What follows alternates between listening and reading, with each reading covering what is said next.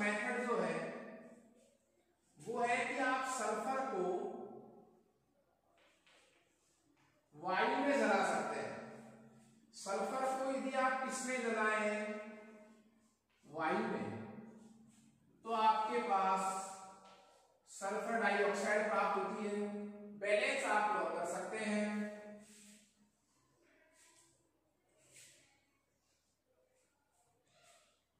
यदि बात करूं मैं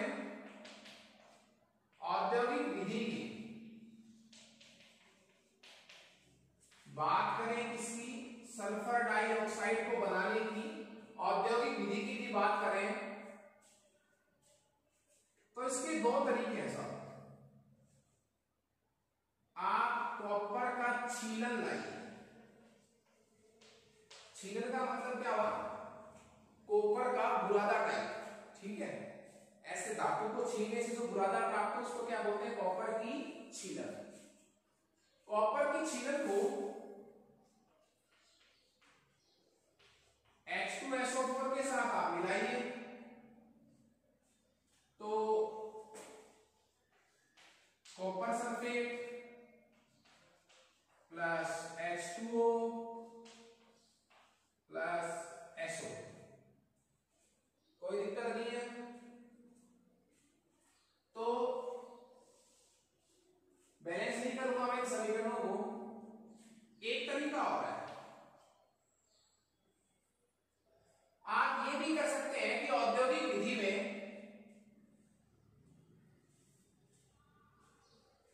सल्फाइड H2 का भर्जन, बहुत अच्छी मेथड है, ज्यादातर यही यूज होती है। कोई भी आपके पास सल्फाइड अयस्क है, सल्फाइड अयस्क के भर्जन द्वारा, अब देखिए आप, सल्फाइड अयस्क का भर्जन का मतलब क्या हुआ, इसी सल्फाइड अयस्क को वायु की उपस्थिति में गर्म करना, मतलब क्रिया किससे करवाना, ऑक्सीजन से। तो आप आयरन का एक सल्फाइड अयस्क लीजिए FeS, फेरस सल्फाइड, जिसको आयरन सल्फाइड भी बोलूंगा, ऑक्सीजन से क्रिया, वायु से, वायु की उपस्थिति में इसको अपन क्या करेंगे, गर्म करेंगे। विस्थापन भर्जन पढ़ा था ना आपने 6 नंबर के चैप्टर में। तो यहां से बनेगा Fe2O3 फेरिक ऑक्साइड, और सह उत्पाद के रूप में आपको कौन सी गैस प्राप्त होगी, सल्फर डाइऑक्साइड। तो ये कुछ विधियां थी सल्फर डाइऑक्साइड गैस को बनाने की। इसके नेक्स्ट पर अपन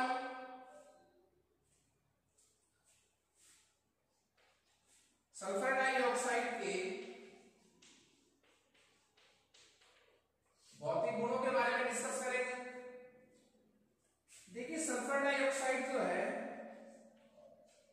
वो एक रंगहीन गैस है, रंग कोई नहीं है इसमें, लेकिन गंध कैसी है, तीक्ष्ण। रंग इसमें नहीं है और गंध कैसी है इसमें, तीक्ष्ण। तो रंगहीन है, गंध तीक्ष्ण है, जल में विलेय है साहब, जल में घुल जाती है। जब इसको यूज करते हैं तो सल्फर डाइऑक्साइड को द्रव में बदलकर स्टील के सिलेंडर में भरा जाता है, उसको यूज करते हैं। तो ये सल्फर डाइऑक्साइड को बनाने की विधियां और उसके भौतिक गुणधर्म थे। नेक्स्ट हमारा टॉपिक रहेगा सल्फर डाइऑक्साइड के रासायनिक गुण। सल्फर डाइऑक्साइड के रासायनिक गुण।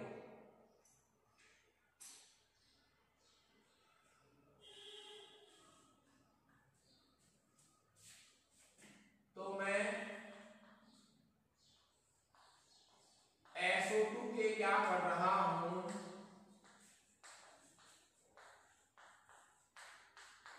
रासायनिक गुण। सल्फर डाइऑक्साइड के रासायनिक गुणों में कुछ क्रियाएं बढ़ेंगे।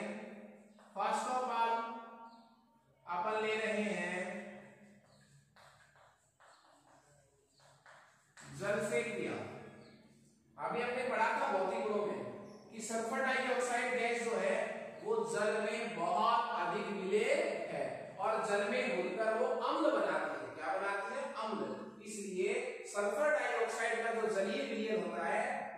अम्लीय विलयन की तरह व्यवहार करता है।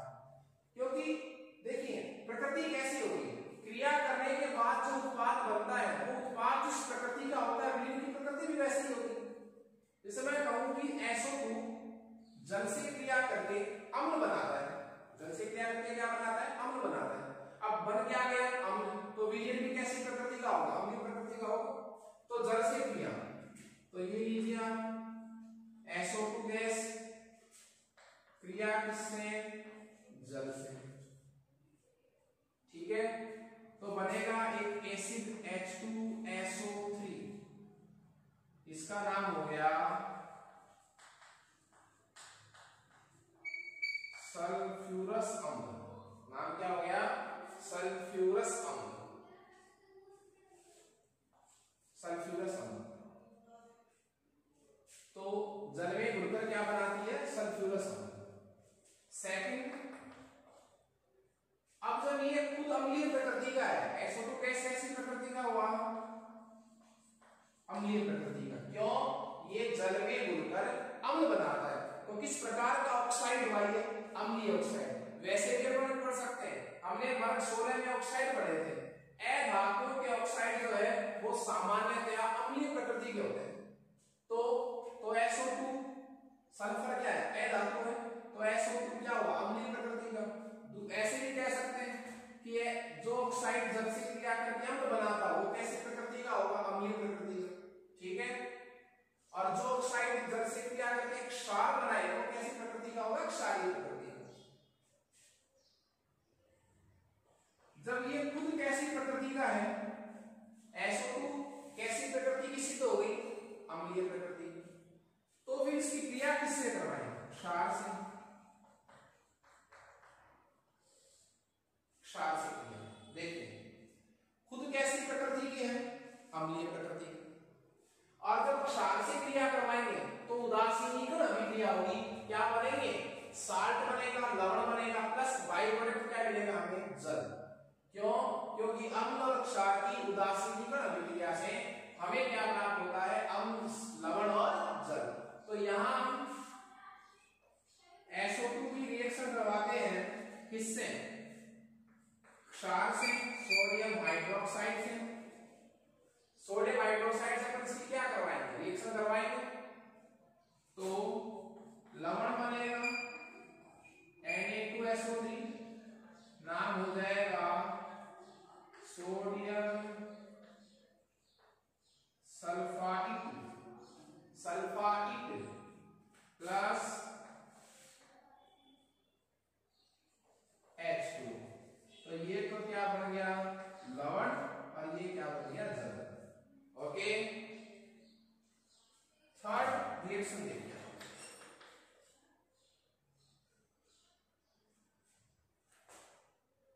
अम्ल से क्रिया हो गई, क्षार से क्रिया हो गई।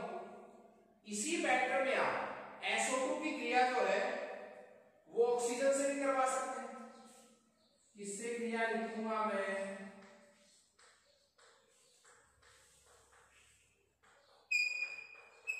ऑक्सीजन से क्रिया। तो सल्फर डाइऑक्साइड जो है उसका ऑक्सीजन भी बोल सकते हैं, क्रिया किससे कह सकते हैं, ऑक्सीजन से भी। वेनेडियम पेंटाऑक्साइड उत्प्रेरक है, सल्फर डाइऑक्साइड की ऑक्सीजन से क्रिया वेनेडियम पेंटाऑक्साइड की उपस्थिति में करवाने पर सल्फर ट्राइऑक्साइड गैस प्राप्त होगी। ये सभी गैस है, सल्फर डाइऑक्साइड भी गैस है, ये उत्प्रेरक है सब जो सॉलिड है, तो सल्फर ट्राइऑक्साइड गैस प्राप्त हो गई। तो ये कुछ मैन रिएक्शंस थी।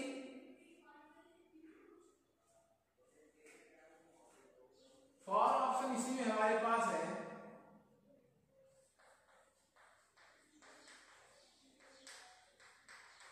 क्लोरीन से क्रिया, क्लोरीन से क्रिया, और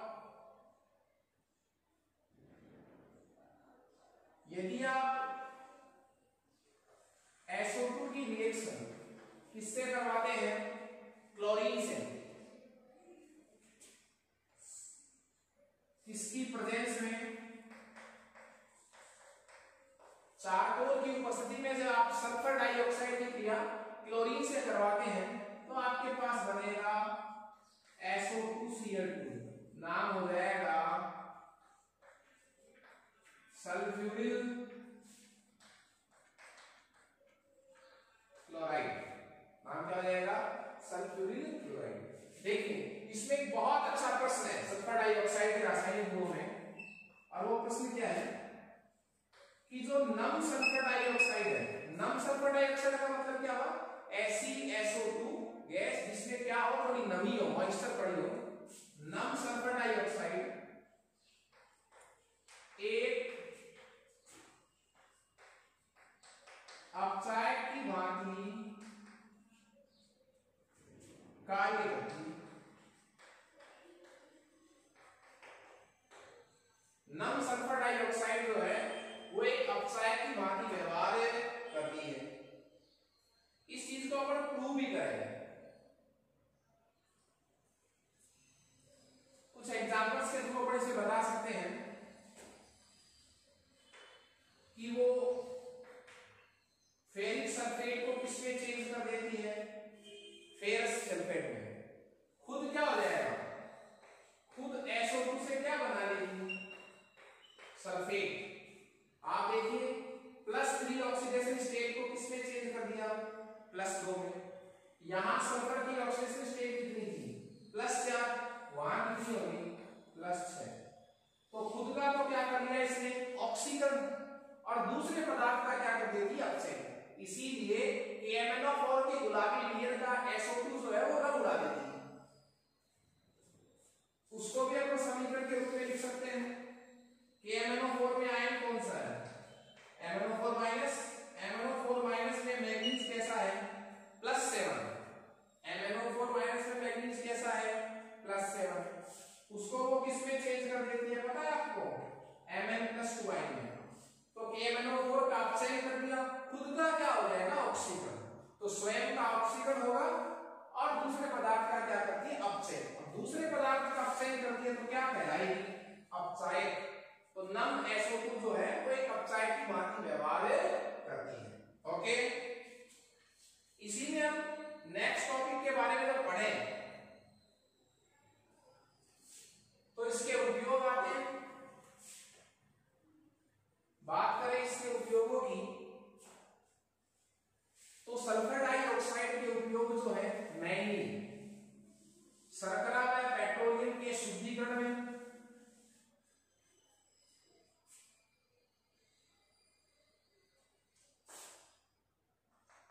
मैं बात करूं किसके?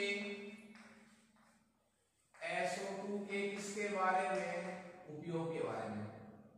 तो प्रशीतक के रूप में, प्रशीतक के रूप में सेकंड ऑप्शन है विरंजन के रूप में, रंग उड़ाने के लिए। SO2 द्वारा क्या गया जो विरंजन है वो S होता है। विरंजन के रूप में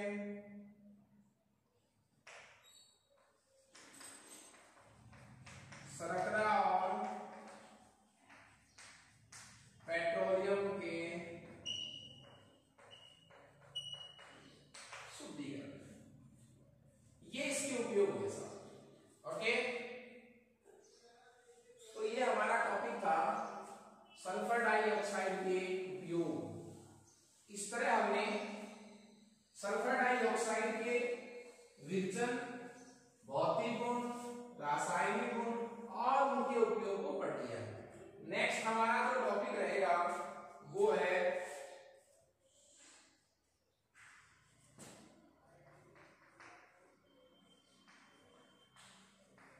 सल्फर के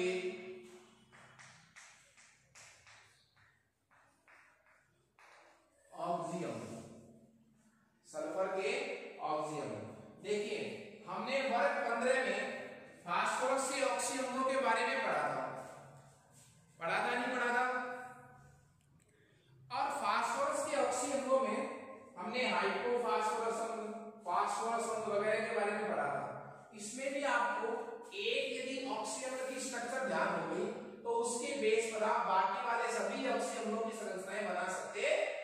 तो सबसे पहले हमारा इसमें रहेगा सल्फ्यूरस अम्ल।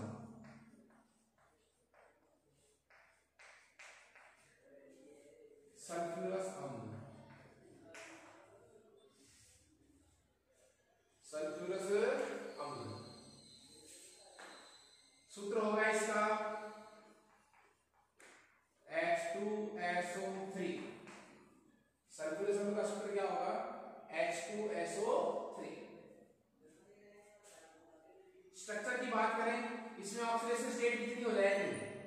देखिए ऑक्सीडेशन स्टेट निकाल सकते हैं आप। हाइड्रोजन के लिए 2, हाइड्रोजन के लिए +2। सल्फर की जगह क्या मान लीजिए आप? X। एक ऑक्सीजन के लिए -2 मानते हैं तो 3 के लिए कितना हो जाएगा? -6। -6 = 0। तो X की वैल्यू कितनी आ गई? +4। तो यहाँ ऑक्सीडेशन स्टेट कितनी आएगी सल्फर की? +4। इसकी स्ट्रक्चर की बात करें तो सल्फर है,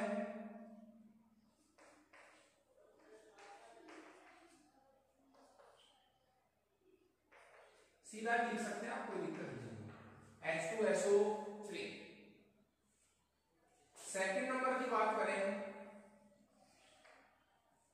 सल्फ्यूरिक अम्ल।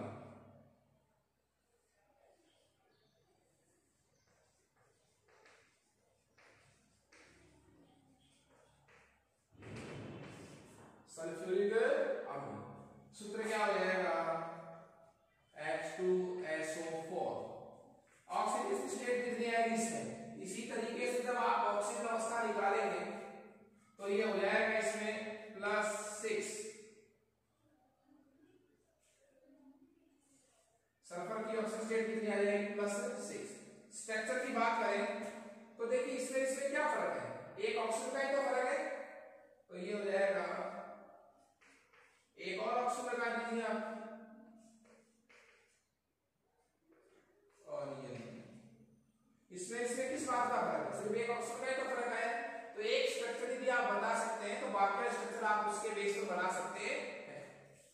सल्फ्यूरिक अम्ल के बाद मैं एक स्ट्रक्चर बनाऊंगा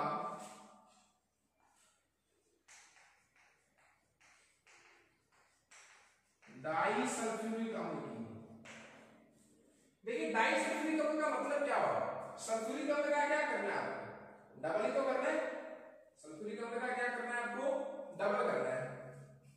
और इसका एक बहुत ही प्रचलित नाम है और वो नाम है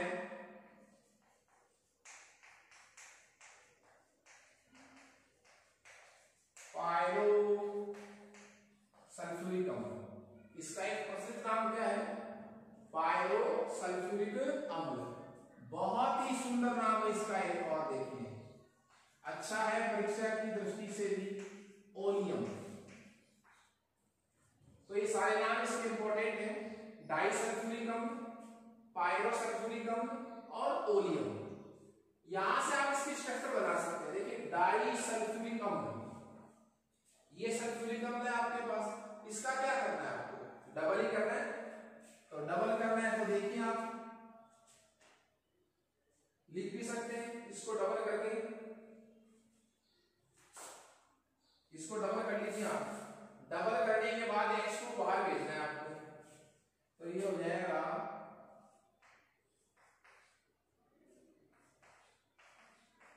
एक, दो,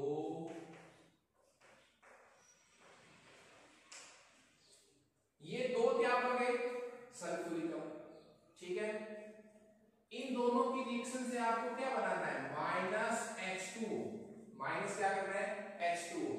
तो यहां से H2O को बाहर भेजना है। H2O को बाहर भेजेंगे तो एक ऑप्शन बच जाएगा, तो ये स्ट्रक्चर बन जाएगी। ये स्ट्रक्चर इसी बन जाएगी डाई सल्फ्यूरिक अम्ल या ओलियम। एक इसमें बहुत इंपॉर्टेंट है, ये भी बहुत ज्यादा इंपॉर्टेंट है, थर्ड की तरह, और वो है केरो एसिड। मतलब क्या हुआ? केरो अम्ल की स्ट्रक्चर, केरो अम्ल। इसको मैं एक नाम और भी बोल सकता हूं,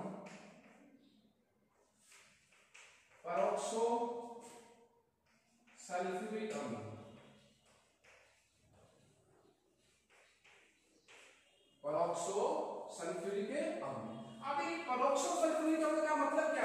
इसमें नाम आया परोक्सो। अब परोक्सो का मतलब क्या हो गया, इसमें पेरोक्साइड बन पड़ा है। क्या पड़ा है इसमें, पेरोक्साइड बन। इसका सूत्र जो है वो हो जाएगा आपके पास H2SO5। इसी स्ट्रक्चर में आपको कहीं ना कहीं चेंज करना, इसी से बन जाएगा। ये H2SO4 था, वो H2SO5 है। सूत्र हम इसका भी लिख सकते हैं। इसका सूत्र क्या हो जाएगा भैया, H2S2, ऑक्सीजन कितने हो गए 7, 1 2 3 4 5 6 7, H2S2O7, ठीक है। और एक का सूत्र हो गया ये, इसका H2SO5, यहां से बहुत जल्दी बनेगा। देखिए H2SO4 की स्ट्रक्चर ये आपके पास, तो एक ऑक्सीजन और जोड़ना है। और ऑक्सीजन कैसा जोड़ना है, ताकि उसमें पेरोक्साइड बंद पड़ जाए। पेरोक्साइड बंद कौन सा होता है, ऑक्सीजन, सिंगल बॉन्ड ऑक्सीजन। तो आप किसी भी OH के निर्देश को डाल दीजिए, ये लीजिए, एक ऑक्सीजन और डाल दीजिए। इसमें कुछ भी नहीं है, हमने यहाँ एक ऑक्सीजन को और ज्यादा ऐड कर दिया। ये कैसा बंद पड़ा है इसमें, पेरोक्साइड। कैसा बंद पड़ा है इसमें, पेरोक्साइड। और पेरोक्साइड में ऑक्सीजन की जो ऑक्सीजन स्टेट होती है वो कैसी होती है बताइए, -1।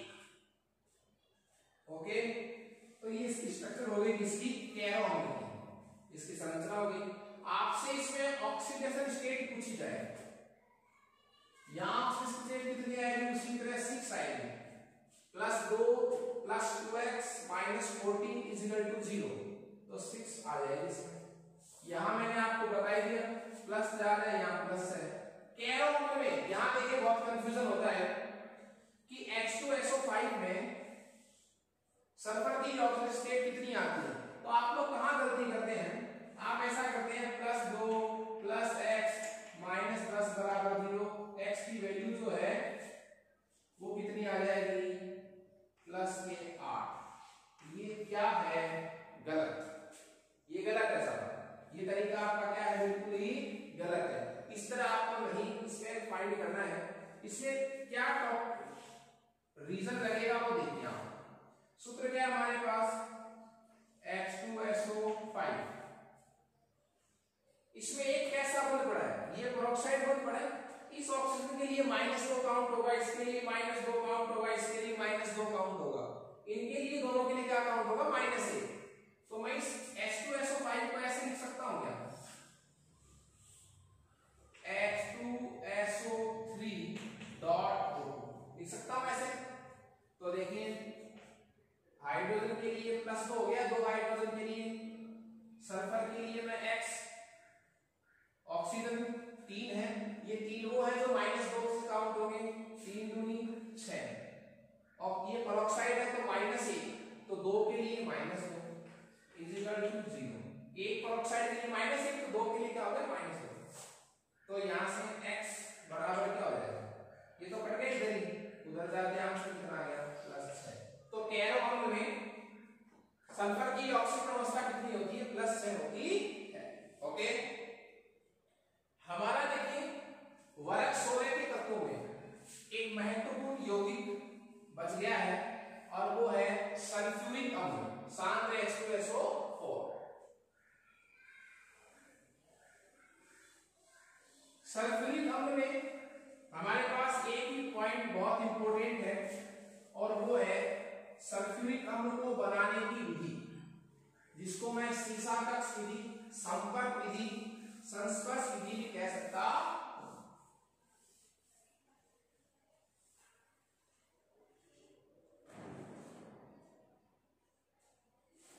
देखिए हमारा जो नेक्स्ट टॉपिक है वो है H2SO4। सल्फर का एक महत्वपूर्ण यौगिक है, अम्लों का इसे राजा कहते हैं, द किंग ऑफ एसिड। अम्लों का क्या कहते हैं इसको, राजा। तो H2SO4 का जो निर्माण है वो होता है संपर्क विधि द्वारा। संपर्क विधि द्वारा इसका क्या होता है, निर्माण। और जिसका जिसका एक नाम और भी है संस्पर्श विधि, कांटेक्ट मेथड। संपर्क विधि का जो डायग्राम है और उसकी जो थ्योरी है वो तो अपन नेक्स्ट क्लास में डिस्कस करेंगे। उस मेथड में, उस डायग्राम में जो समीकरण यूज हो रही है उसको अपन पढ़ रहे हैं। तो संपर्क विधि द्वारा H2SO4 का जो निर्माण है वो 3 चरणों में संपन्न होता है। वापस से रिवाइज कर रहा हूं, H2SO4 का निर्माण संपर्क विधि द्वारा जब भी करते हैं तो कितने चरणों में संपन्न होता है? 3 चरणों में। कैसे? फर्स्ट स्टेप क्या होगा? सबसे पहले आप सल्फर को किसमें जलाएंगे? वायु में। सल्फर स्टिक को वायु में जलाकर आप बनाएंगे sulphur dioxide gas. Oxygen gas है, ठीक है। सेकंड स्टेप क्या होगा?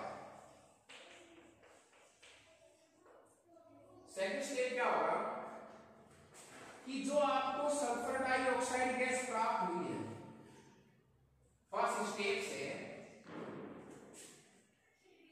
उसका ऑक्सीकरण करवाएंगे।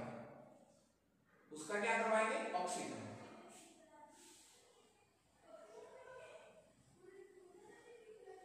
V2O5 वेनेडियम पेंटा ऑक्साइड। वेनेडियम पेंटा ऑक्साइड की उपस्थिति में आप SO2 का ऑक्सीकरण करवाने के लिए कह सकते हैं ऑक्सीजन क्रिया। ये चेंज हो जाएगा SO3 गैस, सल्फर ट्राइऑक्साइड। इस सल्फर ट्राइऑक्साइड को हम क्या करेंगे? स्टेप थर्ड में ले जाएंगे। स्टेप थर्ड में क्या करेंगे? जो आपके पास बनी थी कौन सी गैस? SO3 गैस, उसको आप H2SO4 में अवशोषित करवाते हैं। अवशोषित का मतलब ये डिहाइड्रेट होता है बिजली कारण, जल को क्या कर लेगा? सोख लेगा। SO3 में यदि थोड़ी बहुत नमी उपस्थित है उस नमी को क्या कर लेगा? ये सोख लेगा और एक यौगिक बन जाएगा H2S2O7, जिसका नाम मैं आपको पहले बता चुका हूं, ओलियम। इसका नाम क्या है? ओलियम। तो प्राप्त सल्फर ट्राइऑक्साइड H2SO4 में अवशोषित होकर क्या बनाती है? ओलियम। ओलियम को फिर जल द्वारा तनु कर रहे थे। जल द्वारा तनु करने का मतलब क्या हो? उसमें जल मिलाते हैं। तो मिलाइए जल, H2S2O7 प्लस H2। आपने जल मिलाकर इसको क्या कर दिया? तनु कर दिया। तो आपके पास बन जाएगा H2SO4 के कितने मॉलिक्यूल बन जाएंगे? 2 मोल H2SO4 आपको प्राप्त हो जाएगा। ये समीकरण जो है वो संपर्क विधि में प्रयुक्त होती है। विधि का डायग्राम अगर नेक्स्ट क्लास में बनाएंगे, उसकी थ्योरी पढ़ेंगे और उस डायग्राम में, उस थ्योरी में जो रिएक्शन आ रही है वो 3 रिएक्शन है।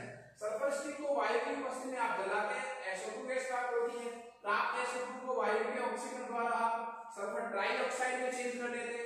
सल्फर ट्राइऑक्साइड में H2SO4 को अवशोषित करवाते हैं तो ओलियम प्राप्त होता है और ओलियम को जल द्वारा तनु करके अपने H2SO प्राप्त करते हैं। Okay, thank you students.